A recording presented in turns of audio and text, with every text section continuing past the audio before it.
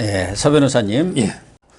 이번에는 지금 이번 주 6일이죠. 예. 그러니까 금요일에 김경수 경남지사에 대한 항소심 판결이 내려지죠. 이미 재판부에서 11월 6일 날 선고를 하겠다 이렇게 됐는데 전망이 어떻습니까? 그리고 뭐가 지금 쟁점인가요? 예.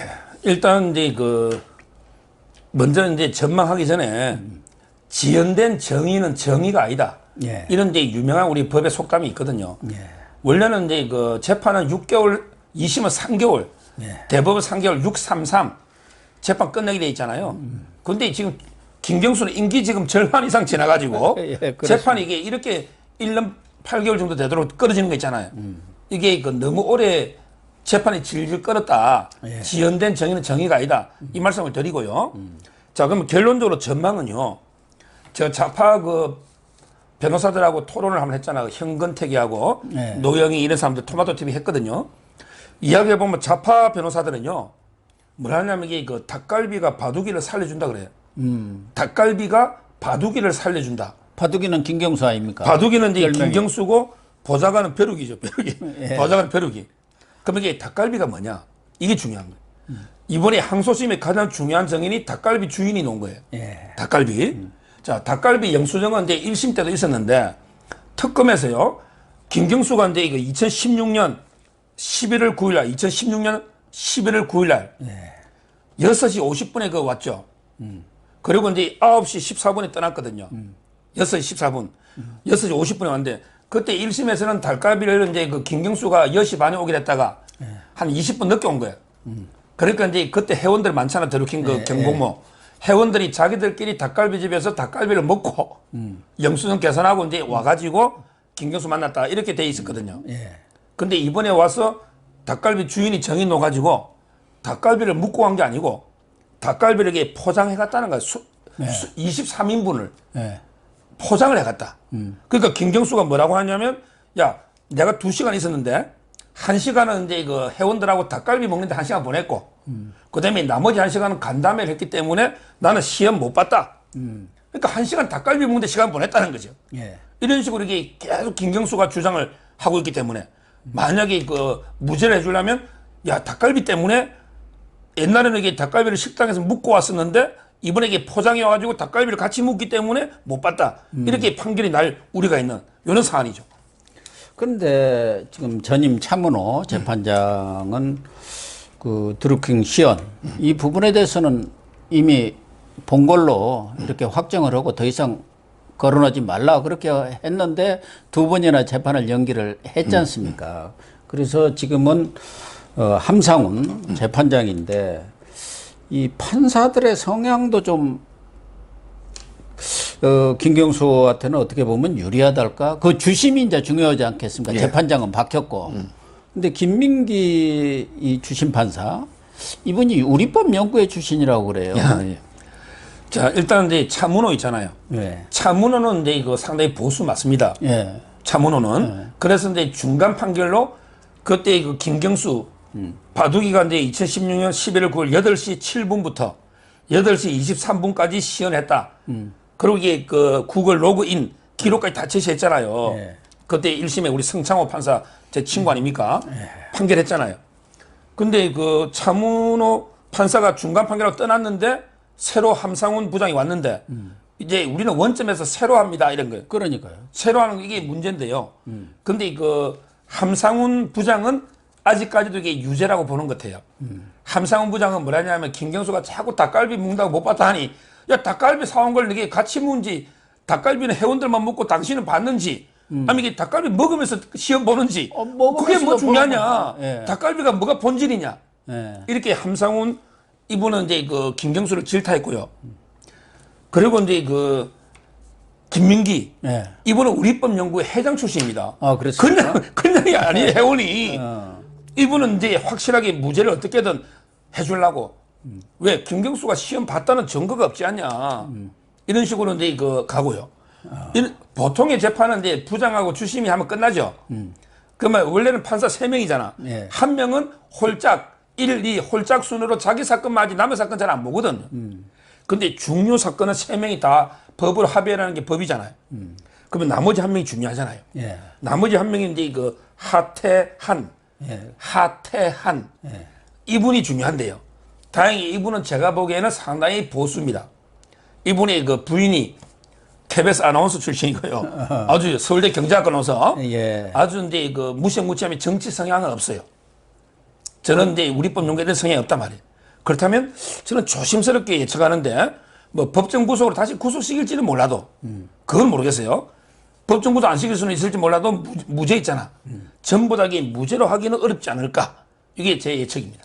그러니까 1심에서는 업무방해 혐의로 2년 실형을 받았고 또 공직선거법으로 징역 10월에 집행유예 2년을 받았지 않습니까? 네.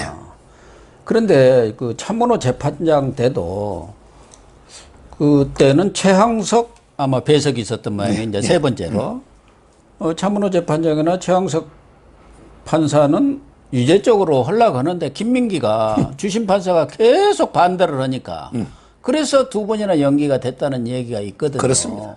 그러니까 이번에도 주심 판사가 계속 반대하면은 그런데 법으로 정해진 규정이 있어요.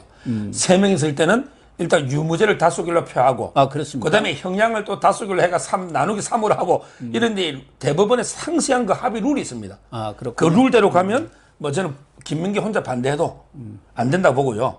자, 그럼 첫 번째 쟁점이 닭갈비잖아요. 그다음에 두 번째 쟁점이 세 개 있거든요. 두 번째 쟁점은 이제 그 역으로 문재인 정권을 비판하는 비판적인 댓글 조작한 게 있잖아요. 예. 이것도 유죄가 되는가? 이게 쟁점이에요. 뭐냐면 저희가 이게 업무방해라는 거는 네이버에 대한 업무방해니까 문재인을 갖다가 이게 편들든 비판하든 다 조작하면 업무방해 맞잖아요. 예, 예. 근데 재판부에서는 야, 문재인이를 오히려 역으로 까는 거 있잖아. 예. 이것도 이게 과연 공모했다고 김경수가 볼 수 있는가? 그렇죠. 김경수 입장에서는 우리 까는 것까지 기사를 조작하면 안 되잖아요. 그래서 그거는 빼라고 했거든요. 그게 이제 그 자기들은 한 30%가 그런 거라고 우기고, 그 다음에 특검에서는 0.7%밖에 안 된다. 문재인 깐 거는. 뭐 이런 데 논란이 좀 있거든요. 근데 제가 보기에는 문재인을 칭찬하든 까든 다 이게 네이버에 대해서는 댓글을 조작한 거니까 업무방해는 맞잖아요. 예. 이게 왜 중요하냐 이런 생각이 드는데 아마 추측컨대 재판부에서 두 개 분리하라는 거는 그 부분은 김경수한테 일부 면죄부 문재인을 비판하는 기사 있잖아. 요거는 이게 면죄부 주려는 게 이게 두 번째 쟁점이에요. 어쨌든 뭐 재판 결과는 6일 날 이제 며칠 안 남았으니까 지켜보면 되는 거고 정치권의 관심은 과연 무죄를 받으면 아니면 유죄냐 이에 따라서 앞으로 여권 내 대선 판도가 어떻게 바뀔 거냐 그거 아니겠습니까? 그렇죠. 만약 무죄를 받는다면은 어떻게 보면은 김경수가 한 방에 뜨는 수가 있지 않겠느냐. 무죄 한 방에 딱 김경수가 뜰 수가 있고 이낙연 대표는 아무래도 뭐 친문 세력들이 분산이 될 거고 깨갱되는 그런 수순으로 가지 않나 그런 생각이 드는데 일단 쟁점 하나고 더 하고요. 아까 제가 닭갈비하고 역으로 비판하는 기사. 그다음에 마지막 쟁점이 선거법이 있거든요. 이게 중요합니다. 선거법은 이제 왜 중요하냐 하면 총선이 아니고 지방선거 있잖아. 예, 예. 지방선거에 김경수 자기 당선 때문에 샌다이 영사를 제안했다는 거 있잖아요. 요거는 중요한 게 100만 원만 넘으면 당선 무효가 되고 또 10년간 못 놉니다. 그렇죠. 그러니까 앞에 거는 금고 이상이 돼야 되고 업무방해는 예. 공직선거법은 100만 원만 넘으면 되잖아요. 예. 그래서 이게 공직선거법은 또 유무죄가 치열하게 다투기 때문에 세 가지 정점이고 그다음에 박사님이 조금 전에 말씀하신 그 무죄면 어떻게 되느냐? 무죄면 제가 보기에는 이게 무죄면요 급격하게 이재명과 김경수의 양강구도로 간다. 왜냐하면 이게 김경수가 이재명이 표를 빨아오겠어요? 이재명이 표는 못 가져오죠. 그렇죠. 못 가죠. 그러면 이게 누구? 이낙연 표. 이낙연이가 지금 친문들이 어쩔 수 없이 이낙연을 밀고 있잖아요. 예. 이낙연 표를 김경수가 급속하게 흡수할 수 있다. 그런 게 왜 그러냐? 김경수가 이제 그 노무현의 마지막 비서관이죠. 그렇죠. 친노 적자고 그다음에 문재인이가 대선 2번 나올 때 다 수행 팀장했죠. 예. 친노 친문의 적자잖아. 거기다가 거기다가 586까지도 나이가 커버되고 예. 그다음에 제일 중요한 게 부산 경남이잖아요. 예. 그래서는 급격하게 이낙연 지지층을 흡수해서 이재명하고 이제 양강구도로 간다. 저는 이렇게 보는 거죠. 김경수는 또 일정 부분 팬덤이 있어요. 뭐 과거에 노무현이나 뭐 문바들처럼 그렇게 큰 팬덤은 아니지만 그래도 김경수를 좋아하는 일정한 또 지지층들이 있더라고요. 그런 점들도 아마 상당히 장점으로 작용할 텐데 오히려 이낙연, 이재명 측에서는 김경수 그렇게 너무 과대평가할 거 없어. 뭐 또 그렇게 얘기하는 것 같더라고요. 그 사람이 무슨 경력이냐. 도정해가지고 경남도 뭐 지금 아무 성과도 없는 사람 아니냐. 아직도 어리니까 자작이나 노래라 뭐 그런 것 같더라고요. 그런데 그 정치층은요. 네. 정치인데 열성 지지층은 과거를 잘 기억합니다. 추미애가 지금 아무리 정권을 위해서 뭐 이게 사냥개 노를 하더라도 옛날에 그 노무현 탄핵인 거 있잖아. 네. 이게 뭐 3보 1배 아니라 뭐 2보 1배든 1배 1보든 뭘 해도 그게 세탁이 안 되잖아요. 원죄잖아요. 그렇다면 이게 저는 이재명도 이미 친문하고 떠났잖아요. 그 다음에 이낙연도 과거에 DJ계로서 친노 친문이 아니잖아요. 그렇죠. 이걸 기억을 못 하겠습니까? 지금 이게 어쩔 수 없이 대안이 없으니까 이낙연을 지지하지만 이재명보다는 나으니까. 그렇지만 이제 김경수라는 적자가 이거야말로 아까 홍준표 뭐 적자 논쟁할 때 김종인, 김경수는 누가 뭐래도 이게 적자잖아. 그렇다면 저는 충분히 그 이낙연 지지층 옮겨올 수 있다. 이렇게 보는 거죠. 그래서 그런지 지금 민주당 내에서도 오늘 뭐 연합뉴스라든가 이런 데 보도된 거 보면은 이달 중순에 50여 명의 친문 의원으로 메머드 싱크탱크를 발족시킨다는 거예요. 과거에 부엉이 모임이라고 있었지 않습니까? 예, 근데 이게 당내 개파로 이렇게 인식되면서 자기들끼리 차진 해체를 했죠. 그때는 전해철 씨가 뭐 그 모임의 대표인가를 맡았었는데 이번에는 도정환 이사장을 맡는 것 같아요. 도정환 의원이 전 문체부 장관을 했지 않습니까? 그래서 결국은 이 친문들이 이 대선을 겨냥해서 대선 집권 플랜을 장기 집권 플랜을 마련하기 위한 하나의 싱크탱크 아니냐 이런 해석을 지금 낳고 있거든요. 그렇죠. 권력은 이제 그 뭐 부모 자식 간에도 못 나누고요. 형제 간에도 이게 권력을 못 나눈다. 그런데 친노나 친문 핵심 지지층 있잖아요. 이 사람들이 이게 그 권력을 이재명이나 이낙연 주겠어요? 그 이재명 있잖아요. 소문에는 이게 법조계 파단 소문이 이재명이를 뭐 기소해야 된다, 처벌해야 된다. 이게 야당이 아니에요. 전해철 의원 있잖아요. 이분이 그 경기도의사 경선 하려고 했잖아요. 예. 그래서 이제 전해철 의원이 상당히 검찰이나 경찰의 압력이었다는 소문이 저는 팩트를 확인할 수는 없지만 제가 변호사한테 이재명 변호사한테 제가 직접 들었어요. 이재명 변호사한테 전해철 의원이 그랬다고. 그렇다면 이게 그 과연 이게 친노나 친문이 핵심들이 이재명이 안 줄 거 아니에요. 그럼 이게 이낙연이는 뭘 믿고 주느냐 말이에요. 거기다가 이게 이낙연은 호남이라는 근본적인 또 한계가 있잖아요. 네. 친노 친문의 성지는 김해 양산 부산 경남 아닙니까? 그렇다면 저는 이분들이 결국 이너서클 이 사람들이 이게 후보를 정하고 가장 좋은 거는 이제 김경수인데 그럼 이게 재판이 안 됐을 때 재판이 또 이번에 무죄가 쉽지 않잖아요. 네. 그렇다면 이게 어떻게 할까? 뭐 누구를 할까? 뭐 예를 들어 뭐 이인영이를 할까? 임종석이를 할까? 예. 뭐 하다못해 조국이를 할까? 뭐 마지막에는 이게 유시민까지 이용되더라고요. 이런 식의 대안을 하나하나 찾아가지 않을까? 이래 보입니다. 그러니까 이 22일 창립 세미나를 갖는 모양인데 이 싱크탱크의 이름이 민주주의 4.0 연구원이라는 거예요. 4.0이 왜 그러냐? 김대중, 노무현, 문재인에 이어서 네 번째 집권을 한다. 그래서 4.0으로 정했다는 거예요. 그런데 말씀하신 대로 일단 김경수 재판 결과를 지켜봐야겠지만 만약에 재판에서 무죄가 되면 모르지만 유죄 판결이 날 경우 또 대법원까지 가봐야 하지 않겠습니까? 근데 요즘은 대법원은 가면은 편해요. 그런 것 같아요. 대법원 가면은 다 우리법 연구회들이 과반을 차지해갖고 오히려 항소심 같은 데는 좀 광골 판사들도 있는데 거기는 가면은 합의표, 전원 합의로 넘겨갖고 다 무죄 내려버리더고 막. 그런데 그럼에도 불구하고 지금 말씀하신 대로 정세균 국무총리도 광화문 포럼을 최근 발족을 했습니다. 자기 싱크탱크 뭐 또 계보 모임으로 이원호 의원 등 뭐 이런 사람들이 중심이 돼가지고 거기에 김두관 외에도 최문순 강원지사, 양승조 충남지사, 이인영 통일부 장관, 임종석 뭐 이런 사람들도 아직은 군소 후보군이지만 얼마든지 시간이 있기 때문에 대권 후보군에 지명할 수도 있지 않느냐 뭐 그런 얘기까지도 나오고 있어요. 그렇습니다. 그런데 이 단체가 뭐 민주주의 4.0 하니까 민주주의가 아니고 이제 문주주의죠. 그렇죠. 문재인 할 때 문주주의. 대표적인 게 최장직 교수 있잖아요. 최장직 교수가 이제 민주화 이후의 민주주의 책 유명한 책 있잖아요. 예. 현 정권을 이게 가장 독재라고 비판하잖아요. 민주주의 핵심이 권력 분립인데 현 정권은 헌재, 대법원, 국회, 상임위원장까지 싹 장악해버렸잖아. 중앙선관위도 다 장악. 그러니까요. 이제 그 감사원 하나 남은 거 그것도 계속 흔들어대고 있잖아요. 최저형 나가라고. 그렇죠. 결국 이 권력 분립이 권력 통합이 됐고, 그다음에 법치주의가 완전 죽었잖아요. 이게 무슨 민주주의냐 이런 데 비판을 하고 싶고요.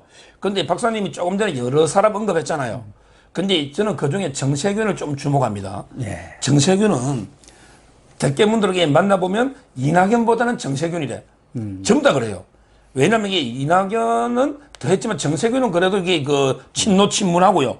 척을 진 적은 없죠. 예. 지금. 그리고 이게 지역색도 아무래도 전북이 전남보다는 지역색은 좀 덜 하잖아요. 그리고 여러모로 인품이나 뭐 경험을 봤을 때 이낙연보다 낫지 않냐.